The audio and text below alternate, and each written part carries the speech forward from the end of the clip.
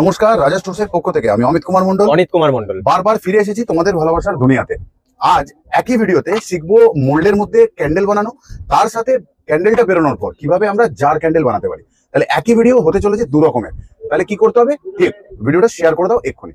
দেখতে পাচ্ছ সেটা হার্ড সোয়া ওয়্যাক্স গলে গেছে, তাহলে আমাদের দিতে হবে ঠিক এই পরিমাণ জি ওয়্যাক্স আমাদের ক্যান্ডেলকে বের করতে পাপড়ি সুবিধা করে, দেখবো আমরা এই ভিডিওতে। যখন সেন্টেড ক্যান্ডেল বানাচ্ছি তাহলে আমরা এসেন্স বুস্টার দেবো না কেন, যাতে এসেন্সটা দীর্ঘক্ষণ পাই জ্বলার সময়।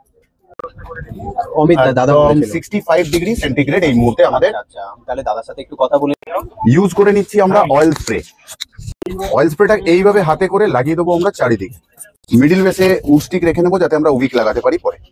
যে কোনো কালার ইউজ করার আগে অবশ্যই এইভাবে শেক করে নেবে কালারটাকে, তারপর ইউজ করবে। আমরা বানাচ্ছি রেড কালারের রোজ, এবিসিডি একটা হয়ে গেল ডার্ক রেড। কাপ আছে একটা, ঢেলে নিলাম আমরা মোল্ডের মধ্যে।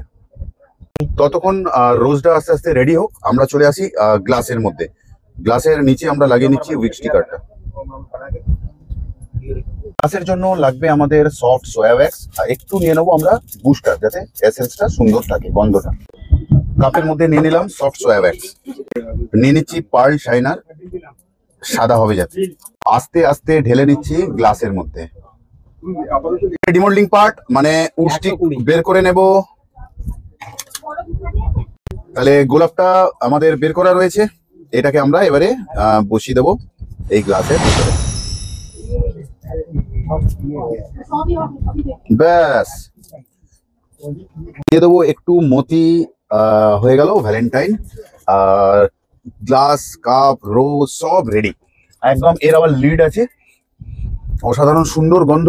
আটকে দেবো আমরা বাক্সের মধ্যে। তাহলে ছোট ছোট ভাবে ক্যান্ডেলের সাথে বিজনেস ক্যান্ডেল বানানো, মন ভালো থাকে ক্যান্ডেলের সাথে রিলেট থাকলে। আজকের মতন যাই, আবারও আসবো ফিরে তোমাদের ভালোবাসার দুনিয়ায়। ততক্ষণের জন্য ভালো থেকো, সুস্থ থেকো সবাই।